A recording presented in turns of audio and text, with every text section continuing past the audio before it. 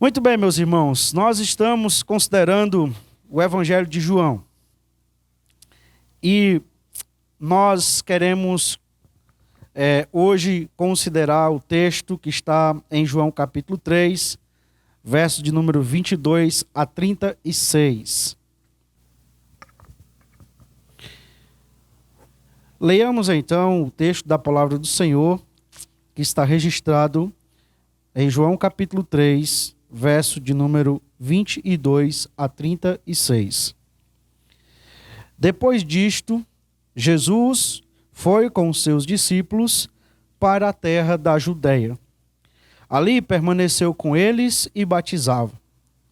Ora, João também estava batizando em Enom, perto de Salim, porque ali havia muitas águas. E o povo se dirigia para lá e era batizado, pois João ainda não havia sido preso. Então surgiu uma discussão entre os discípulos de João e um judeu a respeito da purificação. E foram até João e lhes disseram: Mestre, aquele que estava com o Senhor do outro lado do Jordão, do qual o Senhor deu testemunho, está batizando, e todos vão até ele. João respondeu: Ninguém pode receber coisa alguma, se não lhe for dada do céu. Vocês mesmos são testemunhas do que eu disse. Eu não sou o Cristo, mas fui enviado como seu precursor. O que tem a noiva é o noivo. O amigo do noivo, que está presente e o escuta, se alegra muito por causa da voz do noivo, pois essa alegria já se cumpriu em mim. Convém que ele cresça e que eu diminua. Verso 31. Quem vem das alturas, certamente está acima de todos. Quem vem da terra é terreno e fala da terra. Quem veio do céu está acima de todos e dá testemunho daquilo que viu e ouviu. Mas ninguém aceita o seu testemunho. Quem, porém, aceita o seu testemunho que ele dá, certifica que Deus é verdadeiro. Pois aquele que Deus enviou fala as palavras de Deus, porque Deus não dá o Espírito por medida. O Pai ama o Filho e entregou todas as coisas nas mãos dele.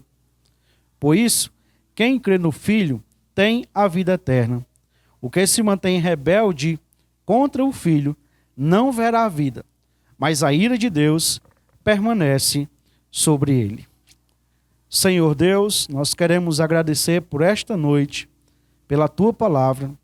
Queremos pedir que o Senhor nos dê a graça necessária para que nós, ao ouvir a Tua palavra, possamos considerá-la digna de aceitação e que, uma vez isto acontecendo, nós venhamos ter as nossas vidas transformadas pelo poder da Tua palavra.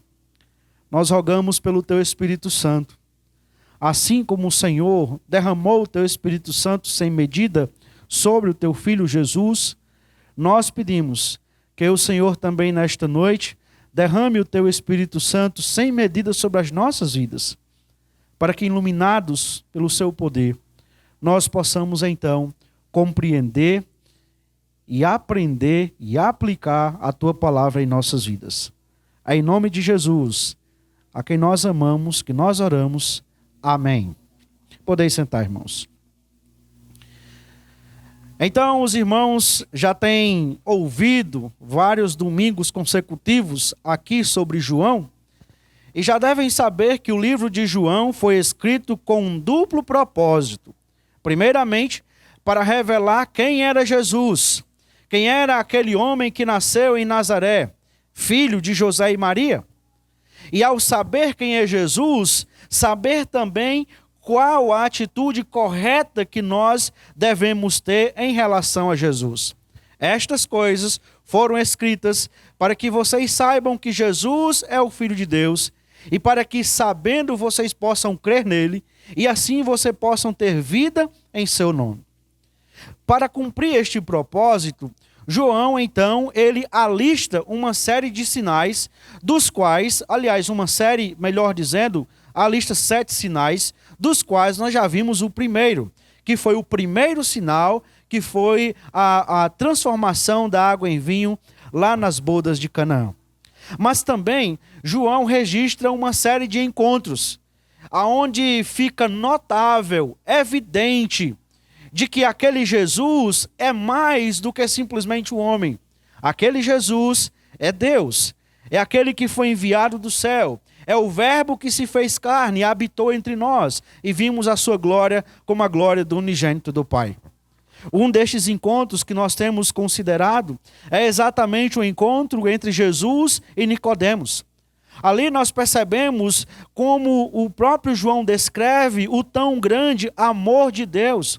Deus enviou o seu Filho ao mundo para que ele pudesse, então, salvar todos aqueles que creem nele.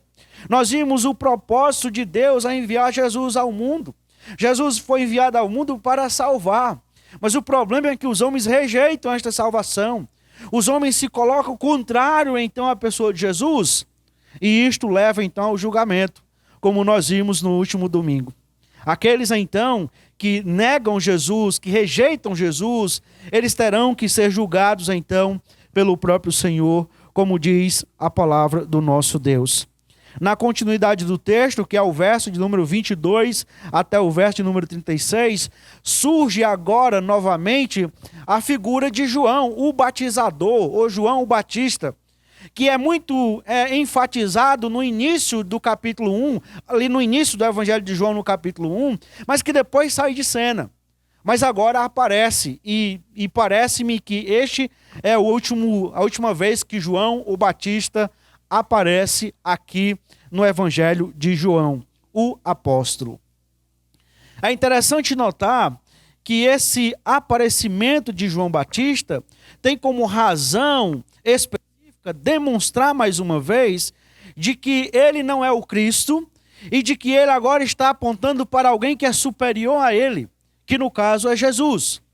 O texto então começa nos dizendo que Jesus, ele muda, ele vai para a terra da Judéia. Mas a ideia aqui não é que Jesus ele foi para a terra da Judéia, porque lembra que Jesus estava na Judéia no capítulo 3. A ideia é que ele foi para o interior da Judéia, como se ele estivesse aqui no centro da Judéia, então ele saiu e foi para o interior. E ali no interior, então, ele começava a pregar o evangelho, e diz o texto que Jesus, então, estava lá e batizava. Agora o capítulo 4, ele vai nos dizer que Jesus não batizou ninguém. Quem batizou foram os seus discípulos.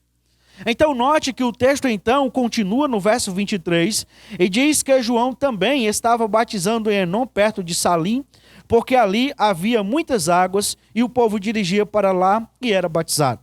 Jesus surge no cenário e João Batista continua fazendo seu ministério sem nenhuma dificuldade. Ele continua pregando a mensagem por arrependimento, continua batizando como antes de Jesus chegar no cenário da história humana. Mas é interessante que agora começa a se desenrolar uma série de questionamentos em relação à figura de Jesus e de João Batista. E esses questionamentos são levantados pelos discípulos de João. Aqueles mesmos que estavam junto com João, quando João disse, eis o Cordeiro de Deus que tirou o pecado do mundo. É aqueles mesmos discípulos que estavam ali e viram quando João testemunhou a respeito de Jesus. E a partir deste verso de número 24, que eu consigo perceber nesse texto, 3 cenas que para mim se destacam, relacionadas a estas questões levantadas pelos discípulos de João. A primeira cena que eu observo é de um mestre que lida com discípulos inquietos por causa de Jesus. João Batista, ou João o Batizador, ele era um mestre reconhecido. E isto fica visível porque ele tem discípulos, ele tem pessoas que seguem a ele, ele tem pessoas que consideram o que ele diz. Mas agora parece que os discípulos de João, eles estão um tanto inquietos. Diz o texto no verso 24 que João não havia sido preso. Então surgiu uma discussão entre os discípulos de João e um judeu a respeito da purificação. E aqui, talvez a discussão seja exatamente por causa de um apego do discípulo de João ao cerimonialismo. Qual é, então, o batismo que é ligado à purificação que realmente purifica? É o batismo de João ou é o batismo de Jesus? E de repente chega um judeu, talvez, e começa a argumentar de que o batismo de Jesus, ele traz uma maior purificação. E os discípulos de João se incomodam, os discípulos de João ficam inquietos. E eles então, ao serem confrontados com esse questionamento, eles se direcionam até João. E diz, ao verso de número 26, e disseram: Mestre, aquele que estava com o Senhor do outro lado do Jordão, do qual o Senhor deu testemunho, está batizando e todos vão até ele. Eu quero chamar sua atenção para a forma como os discípulos de João chegam até o seu mestre para falar sobre a obra de Jesus. Observe, meus irmãos, que na sua inquietação e insatisfação, eles então demonstram um certo ciúme e ira em relação a Jesus. Veja que ele nem ao menos cita o nome de Jesus, eles se referem a Jesus como aquele. Olha, mestre, aquele que o Senhor deu testemunho. Parece que os discípulos de João, eles estão fazendo isso de forma proposital. Porque na mente deles, Jesus e João eram opositores. Eram duas pessoas que estavam caminhando em sentido contrário. Eles não entendiam a função de João, eles não entendiam quem era João, e eles não tinham entendido ainda quem era Jesus. E por causa disso, seus corações parecem se encher de ira, parecem se encher de ciúme. Interessante é que em nenhum momento João tem ciúme de Jesus. Pelo contrário, quando Jesus chega, então ele diz: olha, é esse daqui, esse é o Cordeiro de Deus. Esse é aquele que eu disse que eu nem era digno de desamarrar a sandália dos seus pés. Quando os seus discípulos então decidem seguir Jesus, João deixa tranquilamente, porque João entende uma coisa: eu sou apenas um precursor, eu não sou o Messias. Mas note que os discípulos de João, além de demonstrar este ciúme e esta ira, eles demonstram também insatisfação com o fato de João ter dado testemunho de Jesus. E a ideia aqui é mais ou menos o seguinte, quando eles dizem: aquele que estava com o Senhor do lado do Jordão, do qual o Senhor deu testemunho. E, meus irmãos, é interessante porque aqui parece-me que é uma repreensão velada.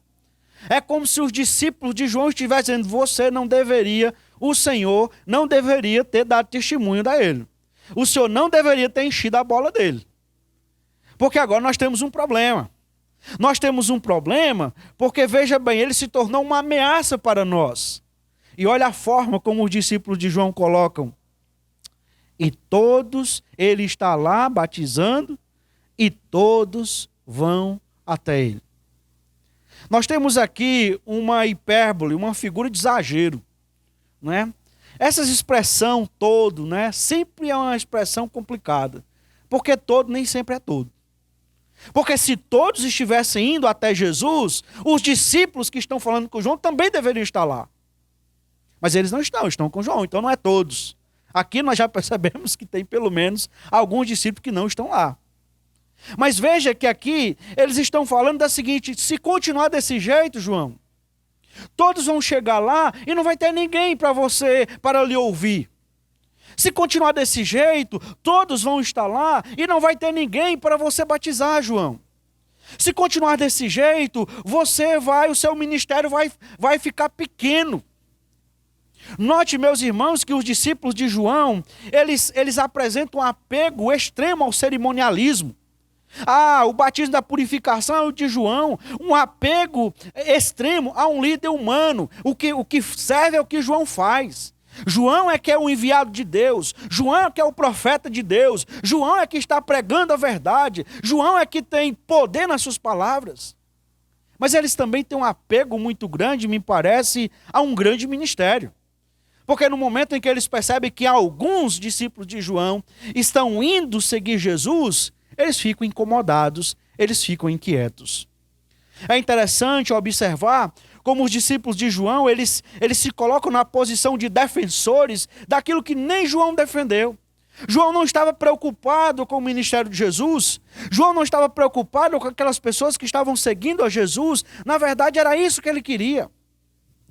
E aí, meus irmãos, percebam que esse mestre, ele precisa lidar com os discípulos inquietos por causa de Jesus. E aqui eu faço duas considerações. A primeira delas é que Jesus sempre causa inquietação em nossas vidas. É impossível que uma pessoa, ela escute de Jesus, é impossível que ela então seja levada a conhecer Jesus e os seus corações não venham estar inquietos em relação à pessoa de Jesus. Sejam aqueles que estão entregando a sua vida a Jesus, sejam aqueles que estão na contramão de Jesus. Num momento ou outro, os seus corações estarão inquietos. Mas essa inquietude, ela é proposital, porque Jesus é aquele que é o príncipe da paz. É aquele que traz quietude ao nosso coração. É aquele que traz calmaria à tempestade. Essa inquietação que nós sentimos, ela só é resolvida quando nós temos um encontro com Jesus.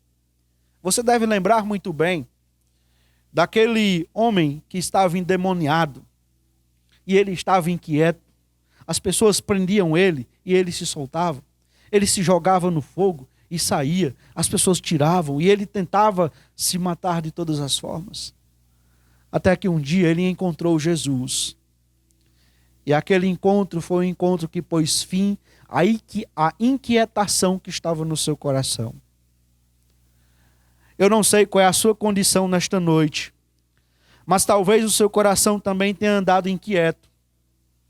Talvez você tenha dificuldade até de dormir devido à inquietação do seu coração. Eu quero lhe dizer que Jesus, ele é suficientemente capaz de trazer a quietude ao seu coração. Mas uma segunda consideração que eu faço é em relação ao comportamento dos discípulos de João. Eles não tinham visão de reino. Para eles o que importava era o seu mestre, era o seu Senhor.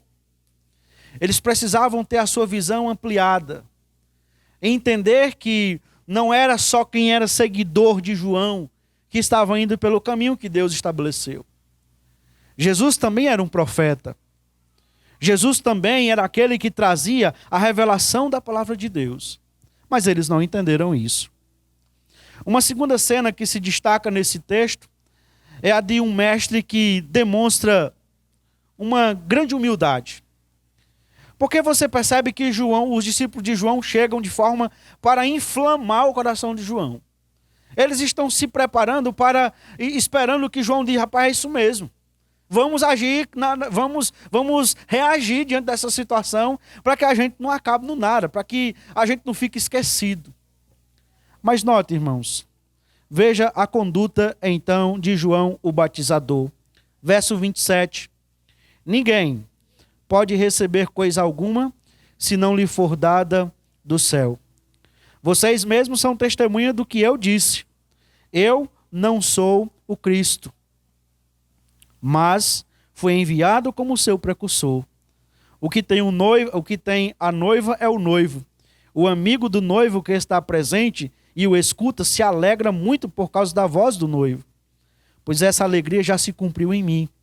Convém que ele cresça e que eu diminua. João, ele demonstra a sua humildade ao reconhecer de que não depende de quem nós somos, ou mesmo do que nós fazemos, mas depende de Deus ou do que Deus tem preparado para cada um de nós. O que ele está dizendo para os seus discípulos, olha, o que ele está fazendo foi dado por Deus. O que nós fazemos depende do propósito de Deus para a nossa vida. O meu propósito não é ser o Cristo. O meu propósito é preparar o caminho para o Cristo. O meu propósito não é competir com Jesus, mas o meu propósito é servir de escada para que Jesus cresça, porque eu quero que ele cresça e que eu diminua. Eu não me importo em ficar esquecido na história, contanto que Jesus, ele se passe a ser conhecido. Essa humildade, ela é percebida na consciência do chamado de João. Ele diz: olha, eu sou apenas o precursor, eu não sou Jesus, eu não sou o Cristo. O meu trabalho aqui não é fazer aquilo que o Messias vai fazer, mas o meu trabalho aqui é apenas preparar o caminho para ele. Meus irmãos, eu quero chamar a sua atenção para a consciência deste homem. Nós temos um homem que tem lutado de forma desgastante pelo avanço do reino de Deus. Nós temos um homem que lida com oposição, porque posteriormente aqui, depois de muitas investidas contrárias a João, então ele vai ser morto por Herodes. Mas veja que ele poderia dizer: não, tudo bem, eu não sou o Cristo, mas eu também não aceito ficar de lado, não. Eu não sou o Cristo, mas eu também não aceito que outra pessoa venha e tome os holofotes, fique na frente do palco, que chame toda a atenção para você. Porque ao final das contas, se não fosse eu, como é que ele tinha chegado lá? Ele é cria minha. Se não fosse o meu esforço, se não fosse a minha pregação, ele não conseguia ter chegado aqui e ter agora a posição que ele tem. Mas João, meus irmãos, tem uma incrível humildade de reconhecer quem ele é. E é interessante porque muitas questões problemáticas na nossa vida seriam resolvidas se nós entendêssemos quem nós somos, como nós cantamos hoje. Muitas vezes nós criamos problemas. Algumas vezes nós somos o problema, porque nós não temos consciência de quem nós somos. Nós não temos consciência do chamado, do propósito de Deus para nós. E aí a coisa complica. Mas esse homem tem. E isso demonstra humildade. A humildade percebida na alegria, quando ele percebe que Jesus está crescendo, que pessoas estão seguindo a Jesus. Ele se coloca aqui como o amigo do noivo. Olha, a figura aqui, meus irmãos, é de que você sabe que os casamentos em Israel, eles eram diferentes, né? Aqui, o noivo espera a noiva. Mas em Israel, era a noiva que esperava o noivo. A expectativa que a gente tem hoje pela chegada da noiva era uma expectativa voltada para a chegada do noivo. E aí, quando o noivo estava se aproximando, e alguém ouvia então a voz do noivo, os seus amigos ouviam que o noivo estava chegando, eles se alegravam, porque era sinal que ia ter festa, era sinal que ia ter casamento, era sinal que aquele encontro seria um encontro marcante para a vida deles. E João diz: eu sou apenas um amigo do noivo. E eu me alegro quando eu escuto a voz dele. Eu me alegro quando eu sei que ele está chegando. E ele conclui: convém que ele cresça e que eu diminua. Não importa se eu vou ficar para trás. Não importa se eu vou ficar esquecido na mente daqueles que foram até meus discípulos. O que importa é que esse Jesus cresça e que eu diminua. Ora, meus queridos irmãos, nós temos um mestre que demonstra uma tremenda humildade. Mas nós ainda temos uma terceira cena que eu posso perceber nesse texto. Um mestre que reconhece a dignidade do mestre. Aqui, meus irmãos, nós temos uma espécie de passagem de bastão.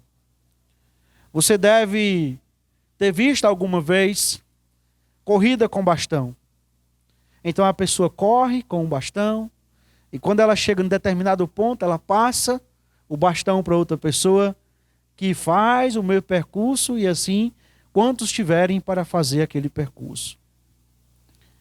Aqui João está entregando o bastão para Jesus. E ele está dizendo, a partir de agora, quem vai dar o comando, a partir de agora quem vai conduzir a obra, a partir de agora quem vai ser o referencial, vai ser Jesus. Isto porque ele é digno. E essa dignidade, ela pode ser percebida primeiramente na origem de Jesus. Verso 31. Quem vem das alturas, certamente está acima de todos. Quem vem da terra é terreno e fala da terra. Quem veio do céu está acima de todos. Ele está dizendo, olha, esse que está aí agora, esses que vocês estão falando, de que está carregando os discípulos dele, ele é digno disso. Ele merece isso. Porque diferentemente de mim, ele vem do céu. Eu sou aqui da terra. Mas ele tem uma origem diferenciada. Ele vem das alturas. E olha, deixa eu dizer uma coisa para vocês. Ele está acima de todos. Não tem ninguém que esteja na mesma posição do que ele. De modo que ele é digno de ser o mestre a ser seguido. De modo que ele é digno de que as pessoas cheguem até ele, o procurem, o sigam. Porque no final das contas, ele não é só mais um mestre. Ele não é só mais um que surge na história, mas ele é o mestre. A sua dignidade pode ser percebida por causa da sua mensagem celestial. O texto no verso de número 32 diz, e dá testemunho daquilo que viu e ouviu, mas ninguém aceita o seu testemunho. Quem, porém, aceita o testemunho que ele dá, certifica que Deus é verdadeiro. Pois aquele que Deus enviou fala as palavras de Deus, porque Deus não dá o Espírito por medida. Eu quero chamar a sua atenção para o fato de que aqui João está nos demonstrando de que Jesus, então, ele é a manifestação de Deus. Diferentemente dos profetas, diferentemente de João, que nunca tinha visto a Deus, que nunca estava ali frente a frente com Deus, ouvindo a Ele. Ele diz, esse Jesus é diferenciado. Esse Jesus, ele fala daquilo que ele viu e daquilo que ouviu. Mas o que é impressionante é porque mesmo sendo assim, as pessoas não aceitam o seu testemunho. E note como João agora ele chama a responsabilidade para os seus discípulos. Vocês não deveriam estar aqui questionando a respeito de Jesus. Vocês deveriam aceitar o testemunho de Jesus, porque ele fala daquilo que ele viu e daquilo que ele ouviu no céu. E olha, se vocês aceitarem esse testemunho, então, isso significa que Deus é verdadeiro. Vocês estão testificando que Deus é verdadeiro, de que a palavra de Deus é verdadeira. E de que esse Messias que está aí, ele é digno, então, de ser seguido, de ser o mestre de vocês. Pois ele fala as palavras que Deus enviou, e Deus não dá o Espírito por medida, que é impressionante. Não está dizendo, olha, Jesus, ele tem em si a plenitude do Espírito Santo. Não existe uma medida. Não existe uma quantidade do Espírito específica que Jesus vai receber. Mas ele fala na plenitude do Espírito Santo. Deus derrama, Deus entrega o seu Espírito totalmente, absolutamente, para que Jesus, cheio do seu Espírito, ele possa então anunciar a mensagem celestial. Mas ele é digno, não só pela sua origem, não só pela sua mensagem, mas ele é digno também por causa do relacionamento celestial que ele tem. Verso 35. O Pai ama o Filho e o entregou todas as coisas nas mãos dele. Então você vê aqui um relacionamento que envolve amor. É interessante como Deus, ele comunica esse amor para nós, por meio de Jesus. E aqui, meus irmãos, está um dos maiores mistérios, talvez, que nós tenhamos e que talvez nós nunca entendamos, mesmo quando a gente chegar no céu. Porque o relacionamento entre pai e filho na Trindade é um relacionamento eterno. Então Deus amou o seu filho eternamente. Na eternidade, Deus amava o seu filho. O filho amava então o seu pai. Mas um dia, esse pai que amava o filho eternamente, ele teve que entregar o seu próprio filho para morrer na cruz. E pelo menos naquele momento, o filho então se volta para o pai e pergunta: por que me abandonastes? Isso chama a atenção para nós, algo muito grandioso. Os nossos pecados custaram a quebra de um relacionamento amoroso, eterno, entre pai e filho. Então, quando você olhar para a cruz, você deve considerar isso. Deus não poupou o seu único filho. Deus não poupou o seu relacionamento de amor eterno com o seu filho. Por causa de mim e por causa de você. Então não ache que você está chegando no céu porque você é bonzinho, porque você é uma boa pessoa. Lembre sempre que custou alto preço. E esse amor leva então o pai a entregar todas as coisas nas mãos do filho. Jesus não é só o criador do mundo, como nós vimos em João capítulo 1. Mas Jesus é dono de todas as coisas. Não há nenhum canto no universo ao qual Jesus não possa bradar e dizer: aquilo dali é meu, isso dali é meu, eu criei. Então, gostando você ou não, você é propriedade de Jesus, porque o Pai entregou todas as coisas nas mãos dele. Essa dignidade pode ser percebida também no ato de Jesus nos conceder uma segurança eterna. Por isso, quem crê no Filho tem a vida eterna. Quem se mantém rebelde contra o Filho não verá a vida, mas sobre ele permanece a ira de Deus. Então, nós temos aqui algumas informações importantes que eu quero que você considere. Primeiro, quem crê no Filho tem a vida eterna. Se você tem acompanhado essas pregações em João, então você já sabe que crer aqui não é só simplesmente acreditar que existe, mas é você se colocar nas mãos de Jesus, confiando em Jesus de forma singular. É você receber Jesus na sua vida e essa crença moldar o seu estilo de vida. É você receber Jesus na sua vida e você mudar. Isso é fé. Fé muda as nossas vidas. Mas note, quem se mantém rebelde contra o Filho não verá a vida. Então, você pode pensar: mas eu não sou um rebelde contra Jesus. Mas ora, se Jesus é dono de todas as coisas, e se eu ou você decide viver da forma como você quer, como eu quero, sem considerar aquele que é dono de todas as coisas, não precisa eu me armar e dizer: eu não quero saber de Jesus, eu não tenho nada a ver com Jesus. Não precisa. Se nós queremos se manter rebelde contra Jesus, basta só nós vivermos do nosso jeito. Basta só vivermos da forma que nos agrada, nos satisfaz. Isto é suficiente para nós estarmos em rebeldia contra Jesus. Isto é suficiente para nós estar na contramão de Jesus.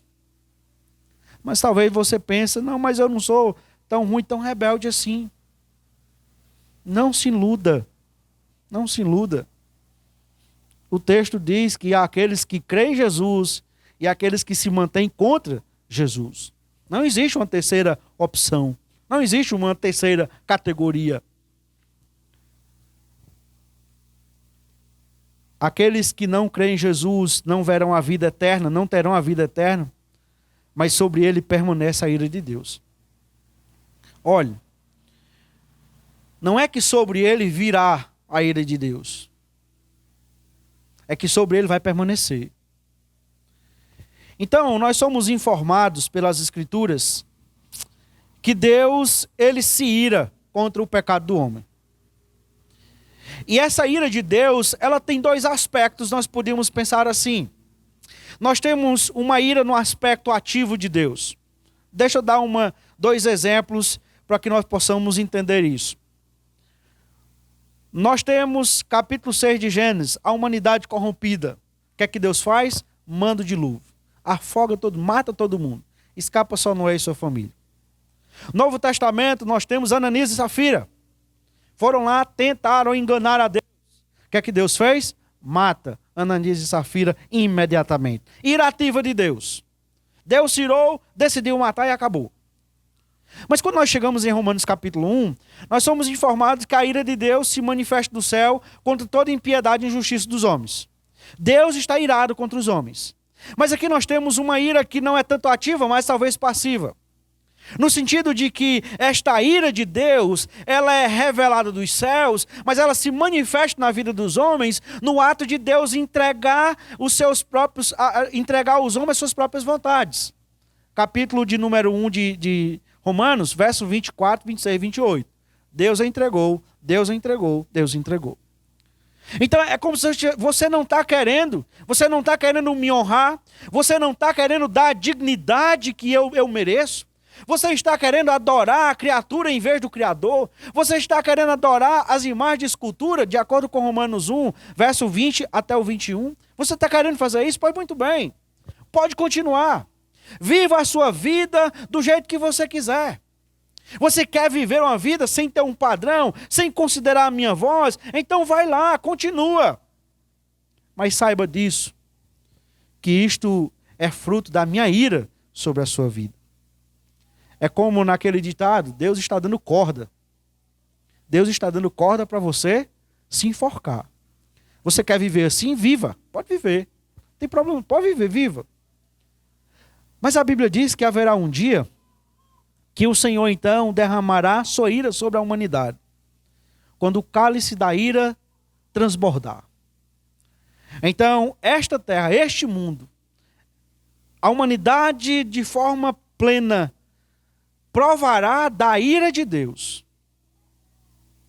Mas aqueles que não têm Jesus como Senhor e Salvador, já estão vivendo sobre esta ira. Já estão provando da ira de Deus agora. Se você não tem Cristo Jesus em sua vida, você está debaixo da ira de Deus. Mas se você não tem Jesus em sua vida, você tem consciência de que você está debaixo da ira de Deus. Você deve ter consciência nesta noite também que existe uma pessoa que pode te livrar desta ira. Existe uma pessoa que pode te blindar desta ira. Existe uma pessoa que te dá a segurança eterna para a tua alma. E essa pessoa é Jesus, então creia nele. Porque enquanto você não crê, você continuará provando da ira de Deus. Até um dia em que você sairá deste mundo. Você partirá deste mundo e você partirá para uma eternidade que você vai ficar recebendo a ira de Deus eternamente. Deus está te dando a oportunidade hoje, então aproveita. Aproveita. Porque quem crê no Filho tem a vida eterna. Mas o que permanece rebelde contra o Filho não verá a vida, mas a ira de Deus permanece sobre ele. No capítulo 4, nós encontramos um outro encontro significativo descrito no Evangelho de João, que nos aponta novamente a messianidade de Jesus, a divindade de Jesus. Isto será matéria para o nosso próximo encontro, se Deus assim nos permitir e se Cristo não voltar. Eu quero então concluir fazendo algumas aplicações para nós pensarmos nesta noite. Muito embora o texto em si já seja auto-aplicativo, mas eu gostaria de considerar com os irmãos e amigos algumas aplicações para nós. A primeira delas é que se apegar às coisas daqui, deste mundo, tipo religiosidade, status, grandeza, nos impede de seguir Jesus.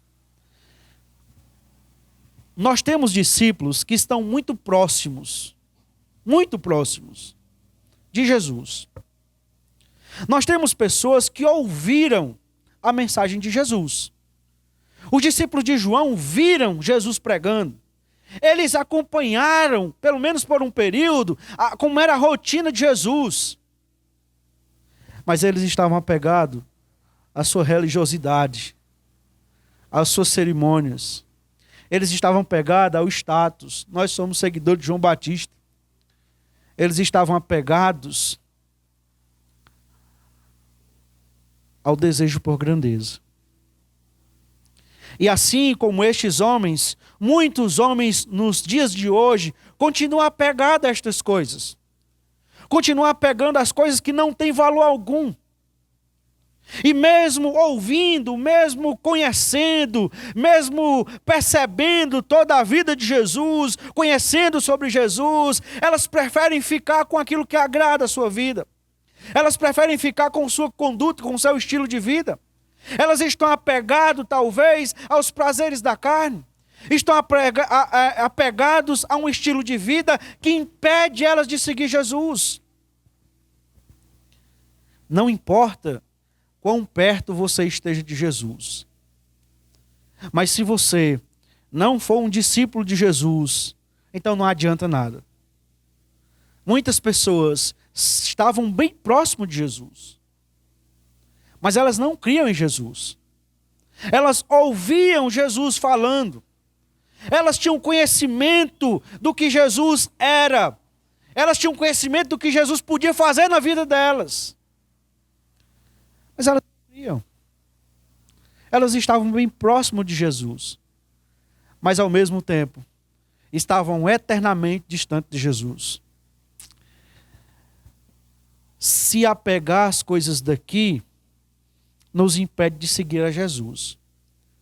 Mas se apegar às coisas daqui é tolice.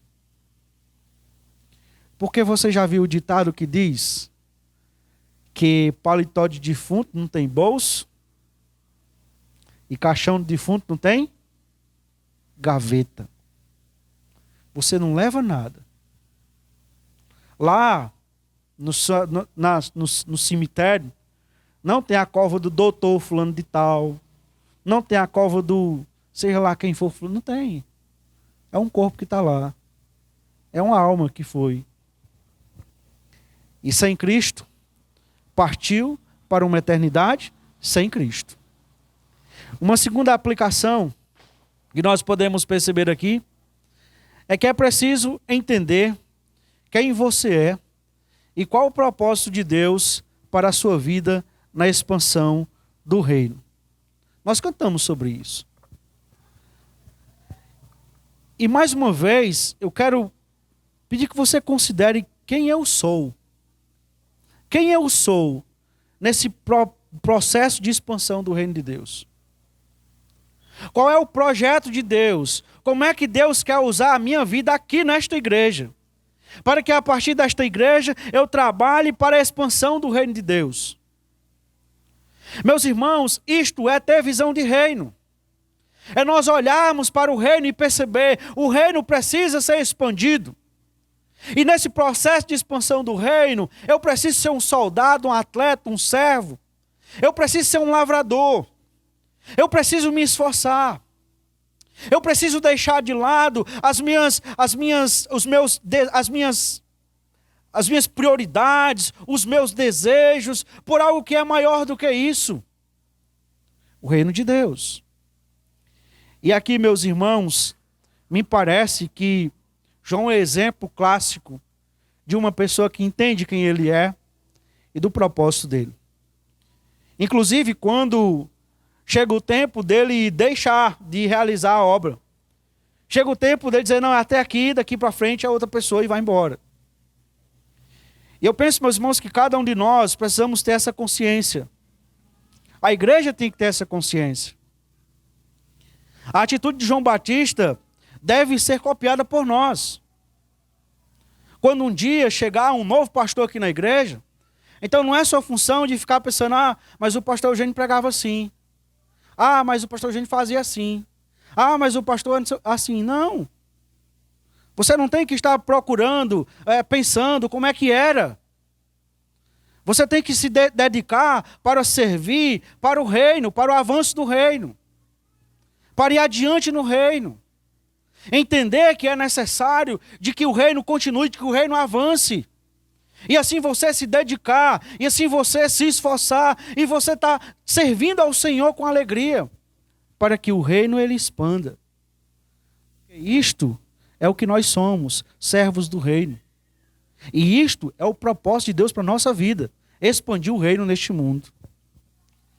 Uma última aplicação que eu quero fazer para nós. É preciso entender que só existe dois grupos: os que seguem a Jesus e os que recusam a Jesus. Não tem um terceiro grupo. Não tem aquele grupo dos indecisos. Não tem aquele grupo daqueles que dizem, deixa para depois, agora não dá certo. Só existe dois grupos. A questão que eu quero que você considere é em qual desses grupos você está. Você está no grupo dos que seguem a Jesus, são discípulos de Jesus, creem em Jesus, têm entregado as suas vidas totalmente a Jesus? Ou você está no outro grupo, daqueles que se recusam a seguir Jesus? Lembre, só existem duas formas de nós vivermos neste mundo. Uma é com Cristo e outra é sem Cristo. Só existem duas formas de nós morrermos neste mundo. Uma é com Cristo e outra é sem Cristo. E só existem dois destinos depois que nós partirmos deste mundo. Um é com Cristo e o outro é sem Cristo. Quem crê no Filho tem a vida eterna. Quem se mantém rebelde contra o Filho não verá ira, não verá a vida, mas a ira de Deus permanece sobre ele. Vamos orar. Pai, em nome de Jesus, nós queremos te bendizer, nós queremos te louvar pela tua palavra, nós queremos te exaltar porque tu és Deus soberano, altíssimo, e porque não existe nenhum outro Deus além do Senhor. Nós queremos te agradecer por Cristo Jesus, que nos dá a vida eterna. Ó Deus, num mundo em que existem tantas personalidades que buscam atrair para si as atenções, nós te pedimos que o Senhor nos ajude a seguir a Cristo e a manter a nossa atenção fixada em Cristo Jesus. Que o Senhor nos ajude a servir neste mundo, não de acordo com as nossas prioridades, a servir deste mundo, não de acordo com aquilo que nós gostamos, ou de acordo com aquele que nós gostamos, mas que o Senhor nos ajude a servir a Cristo, para que assim o teu reino se expanda, para que assim nós venhamos, ó Deus, ser parte ativa neste reino. Mas, ó Deus, existem tantas pessoas que ainda não fazem parte do teu reino, que ainda por razões que nós desconhecemos, que o Senhor conhece, não têm aceitado, ó Deus, a tua palavra, não têm entregue as suas vidas a Cristo, não têm descansado em Cristo Jesus. E nós te pedimos que o Senhor atue de modo gracioso, que o Senhor atue, ó Deus, de modo irresistível, para que aqueles que ainda não conhecem a Cristo possam conhecer e ter as suas vidas transformadas por Cristo. Nós oramos em nome de Jesus. Amém. Após o pós-lúdio, está encerrado este culto. Eu desejo a todos uma boa noite e que Deus vos abençoe. E que a graça de nosso Senhor Jesus Cristo, o amor do nosso Deus e Pai e a comunhão do Espírito Santo esteja com cada um dos irmãos e suas famílias. E que o Senhor nos abençoe e nos guarde. Que o Senhor volte o seu rosto sobre nós e nos conceda a sua paz. Uma boa semana e que Deus graciosamente vos abençoe.